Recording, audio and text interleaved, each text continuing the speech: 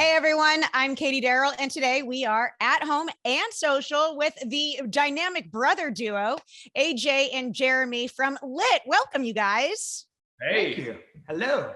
Hello. All right, so we choose your own adventure, right? We could talk about new music. We could talk about the podcast. Dare I say, you tell me where you want to go first?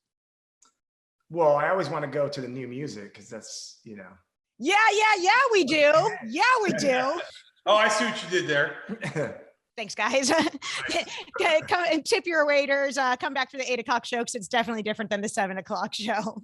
Yeah. The new song by Lit is called Yeah. And it is positive and it's high energy and it doesn't sound like something that came out of quarantine. Thank you.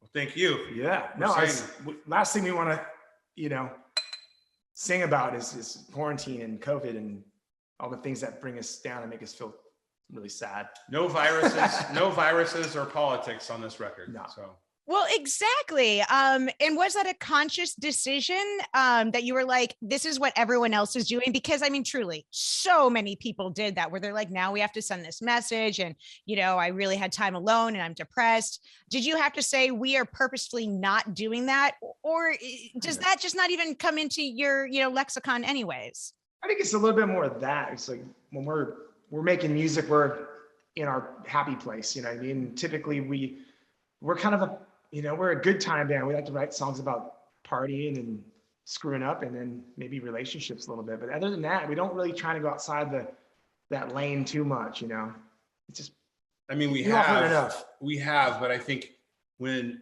the whole planet is going through something like that, then what good is it for us to just be like, hey, let's talk about some shit that you're sick of talking about, or that, I think it was a much easier process to go back to vintage sounding Lit when we were in the headspace of wanting to get away from what was happening currently, in the world. So, I think,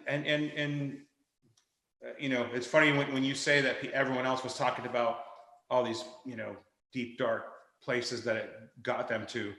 I'm glad we didn't go there. We do have one song on this new record called Kicked Off the Plane. And it's an autobiographical song about getting kicked off of a plane. But other than that, no current events. Happened a couple of weeks ago and it actually worked about a month ago now, but yeah, it became a song very quickly and made the record like immediately. We were so stoked on how it turned out. But so thank you, American Airlines, for the inspiration.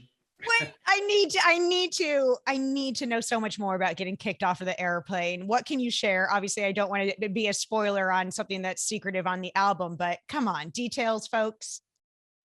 We're not good at keeping secrets, but I mean, we've just, I'm sure anyone that's traveled over the last several months would agree what a nightmare it is right now. And some airlines are more of a nightmare than others. And this one in particular day, our friends from American Airlines kept delaying us until we sat there on the Admirals Club drinking. Like what else do you do when you're on airport time and you're not leaving anytime soon? Yeah. And it was really a misunderstanding. It happened with our guitar tech, and he's just sweetheart of a guy, and he was in a great mood. But one of the flight attendants was not in a great mood. She was super grumpy, and one thing led to another, and we got kicked off the plane. But then the funny thing is they escorted us back to the Admirals Club, sat us down at the bar, and upgraded our tickets to first class for a flight that was leaving 6 hours from now. And then they basically said, have fun at the bar. We're like, okay, so let me get this straight. 0 cents. So I love it. But I'm sure the image you have in your mind is probably like these three guys are on a plane and they're faced and they're making a big scene, but it wasn't that whatsoever. He was like literally, he's in an exit row, which I get. They're like, oh, they asked what's in his coffee cup. He's like, oh, it's beer. So he's a little too honest to begin with. We're professionals. But he was already making friends with the people that were sitting next to him. And the people on the plane booed when we were getting kicked out. Oh, nice. Pretty amazing. Well, for those of you just tuning in, I'm Katie Daryl. They are Jeremy and AJ from the band Lit. New album is coming out soon. The latest single is called Yeah. I want to talk about the podcast, you guys, because this was something that was a little unexpected. I did not see this coming from you guys. And what a little treat. 4 episodes, and it's a deep dive. You peel the onion on your song, My Own Worst Enemy. Whose idea was this? It was very much we were approached about the possibility of a documentary, and it still may be one at some point, but we were approached to do this podcast, and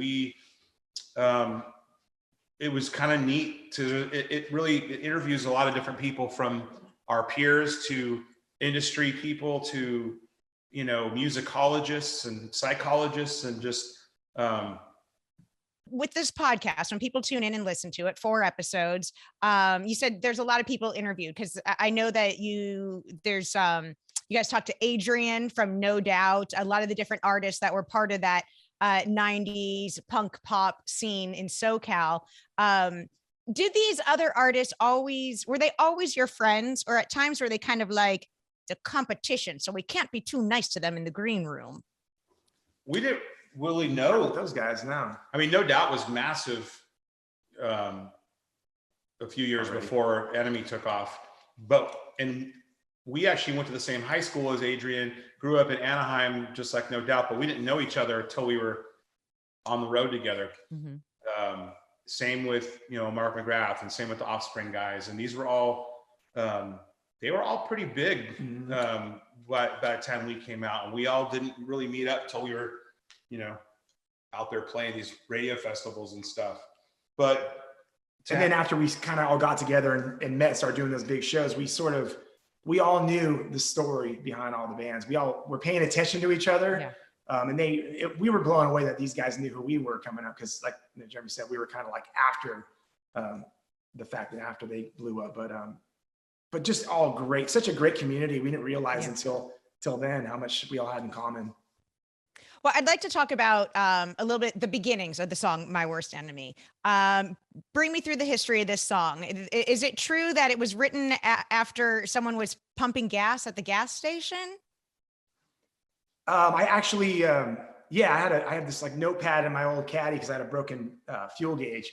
So I had to literally keep track of the miles, and I knew I got about 8 miles to the gallon.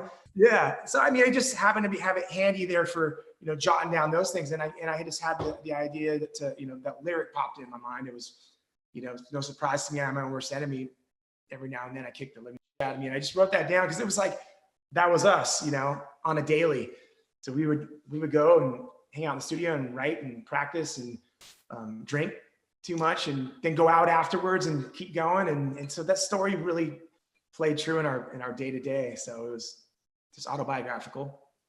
And a bit self-loathing. A little bit. You wake up and you're not so proud of yourself, but you make a good tune out of it. We tend to do that a lot with I think we go deep sometimes, but we, in general, kind of maintain this sort of vibe where we try not to take ourselves too seriously, and appreciate the humor in some of the stuff we do to ourselves, Like we screwed up, we're sorry, but we're probably going to do it again. Yeah, well, probably. Call a spade a spade. I want to talk about good old fashioned radio versus streaming. Because streaming's so great and it's easy and it's accessible, but the magic of radio is something that I think you guys in particular can obviously appreciate, because it was the world famous Karaoke K-Rock in Los Angeles that really helped, send you guys to the moon. What was it like back in the day getting to hear your song played on such heavy rotation and that be the only thing people were listening to, because there wasn't Sirius and all this digital stuff out there? A real quick bit before I'll let Jeremy answer that too. For us, it was really special because we not only was that like a dream of ours to be on the radio, but we grew up on the radio. Our dad was a radio DJ our entire lives. So like growing up, we would listen to him on the radio and hear him playing records. And so for us, like the idea of one day, maybe our dad being able to play our music on the radio was something that, it just seemed almost unattainable, but we were going to keep trying until we got there. But yeah, man, the K-Rock and some of these, modern rock stations that broke our music was just changed our lives. Do you still like to listen to old school radio, or have you guys gone fully digital? No, we do like, it's sad because a lot of great stations have gone away over the years, and but it's so funny. Lately, I've been driving around listening to this classic rock station from Orlando. We were there a few weeks ago. We were driving around this rental car, and it was like such a great station, and the playlist was so great. So I got the app on my phone, and I'll just drive around listening. My wife laughs because I'm listening to like Orlando's classic rock hits, you know. And then they do the weather, and you're like, it's not raining, and you're like, oh yeah, wait, Florida. I'm like, what? The Eagles are coming to town? Oh wait, no, that's Florida. For those of you just joining us, this is At Home and Social. I'm Katie Daryl. They are Jeremy and AJ from the band Lit. Most of you couldn't get away from their song, My Own Worst Enemy, back in the 90s. Their latest hit is called Yeah, Yeah, Yeah. But I want to talk about Miserable. And in particular, I want to talk about Pam Anderson. All right. This was a video that was on heavy rotation in the 90s. Pam Anderson at the height of her popularity. How did that work out, getting Pam in the video? We were filming an episode of her TV show VIP. That was so good. That show was so good. It started out, they just wanted to use a song in the show. We were like, heck yeah. And then it turned into couple songs. Then it turned into like they wrote this whole storyline about Lit and about AJ getting kidnapped, and then they have to go rescue him so we can make the show and all this. It was really, the plot was kind of like an episode of Chips. I was gonna say, or like Scooby-Doo. Yeah, very much totally. But so we were on the set of that TV show for 4 or 5 days, and I think it was on like the 4th day where the record company kept presenting us with this idea that someone had submitted for this video, and we thought it was a terrible idea. And then we kind of lobbed it back at them and said, well, I'll tell you what, if you could get Pam to be the giant woman in the video, then maybe we'll do it. And then the next day we were sitting in the makeup chair together, and she said, she was just such a sweetheart, you know, such a professional, but she was just like a little kid. She's like, hey guys, I'm doing your video. And we were like, oh shit, really? And so she actually broke the news to us that she was going to be in it. And we were like, well, of course we're doing it now. It's going to be insane. You guys have had a lot of cool rock star opportunities, I would imagine. Tell me a couple of the favorite opportunities that you've had. I mean, you know, so many bands get to throw out first pitches or play on this video game, or, you know, invite the babe of the century to be in a music video. What do you consider a highlight in your career? Those moments that, you can brag about, even though you don't, because you're so cool. You wouldn't brag, but now you can. Yeah, for me, like just the first time hearing our song on the radio for me was like, if I had to sum it up just with one experience, it would have been, we were like in different places at the time. Like he was, I think, with Big Al, our drummer, and when they heard it, and I was with our bass player at my parents' house in Placentia. Not Placentia, sorry, that was in Orange. But so he and I were like, just kind of in tour mode, and just kind of embracing the idea that we're going to get to go out and tour the world. And and we heard a commercial come on the radio for K-Rock, and the next song they played was My Own Worst Enemy. And we just looked at each other and almost, you know, kind of teared up, but we're so excited, and just I just remember that like rush of adrenaline was like the most insane feeling I've ever had. So that will always stay with me, that moment of like, it's like that thing you do, the movie. It was exactly that feeling. I felt like running around, you know, the block and just telling all my neighbors. Turn on the radio, turn on the radio. When does this rock and roll job of yours, did it start feeling like a job? No, there was a period of time, like right after, I think, some of the radio success and the MTV love and all that kind of stuff, we started, you know, label, and we had finally got a publicist, and we started having like an itinerary to follow, and just knowing that, oh, after your show tonight, you better set your alarm so that you wake up in time to do this morning show. Or, you know, so once you start having a schedule to follow, I wouldn't say it felt like a job, because it was still like, to us, I was like, oh, this is amazing. Yeah. We get to go do, we get on a plane and go do Leno, and, you know, and then Conan O'Brien, and do all these late night shows and morning shows with, you know, some like Man Cow and stuff like that. That we, you know, for us, it felt surreal, but it kind of felt like, oh, this is like a real deal. Like it's a gig now. And how insane that obviously you did that whole circuit, like you said, Leno and Mancow, but your music is still so relevant today. And in particular, my own worst enemy is like Kelly Clarkson just covered it the other day. And like Jimmy Fallon has done it recently. People are obsessed with you guys still. I was like, when I saw the Kelly Clarkson thing, and there's been so many of those like surprise, covers by celebrities and stuff. And it's like her doing that on her show, her karaoke thing was so amazing. Her voice is like out of control. Do you karaoke? We do. What's your go-to? What's your song? I don't do it. Karaoke makes me feel very uncomfortable. It kind of does me too, because it's like, it sucks being an actual, I sing, it's my job, but I'm like, especially here in Nashville, I'm not that kind of singer. I'm just like, I started my career as a singer in a garage band. But to like, when you get up there, people are focusing on you. You no longer get to be that drunk, sloppy, Oh, no, boys, you're doing it wrong. You got to go play in the karaoke room. Come on. You sound like karaoke is meant to be a little bit bad. Yeah. And the people that are the best at karaoke are people that are like terrible singers, really bad, but they just do it with such conviction that they just win over the audience. But I personally am very uncomfortable in a setting of like karaoke or like plays, like musicals. Yeah. I'm just, it's very uncomfortable for me. So I try to avoid. If I do get called, I like to do stuff that's like, we grew up on like a lot of like old big band stuff and jazz standards and stuff. So I'll like get up and do like a Sinatra song or something. Yeah, as I said, like, come on, the Four Seasons. You can't go wrong with like pulling some Four Seasons or the Four Tops, anything with the four in it, apparently. Yeah. Foreigner. Thank you. I was going to say it, but then I thought you guys were going to call me a dork, but I appreciate it, AJ. All right. Well, this has been At Home and Social.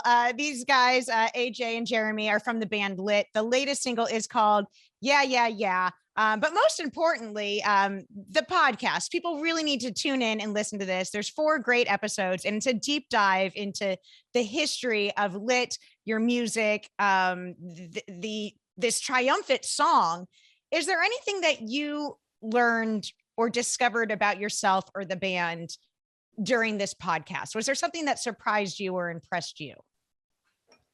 I think hearing professional people kind of dissect it. There was a couple of moments where, somebody that's supposed to be an expert in the field is explaining how we could have did this, but instead we did that, and how genius that was. And we're like, we had no idea what we were doing. Like there was no thought behind that. There was no strategy behind the song. It was just a song that we thought was cool. But it was amazing to hear these people break it down and in a way that we've never really heard. But ultimately, I think what we hope, at least what I gathered from it, is this could be a podcast really about any band, any big song. It's really more of a story of perseverance and struggle, and really just believing in yourself and each other, and kind of not taking no for an answer. And it really is a story about that, and then what impossible things are possible after that. Like I hope people are more motivated than anything else. I mean, it's fun to take a trip down memory lane, but I think it's also cool to hear stories about 4 kids that didn't know about what they were doing, other than they just believed it. Yeah. And here's a bunch of other people that kind of believed it too, and 20 years later are still believing it. And it's mind-boggling, Yeah. Well, congratulations on all your success. We look forward to the new album dropping in 2022, and hopefully seeing you guys out on the road. Yeah, thank you so much. Appreciate it. It's nice chatting with you. Stay safe. All right, you too.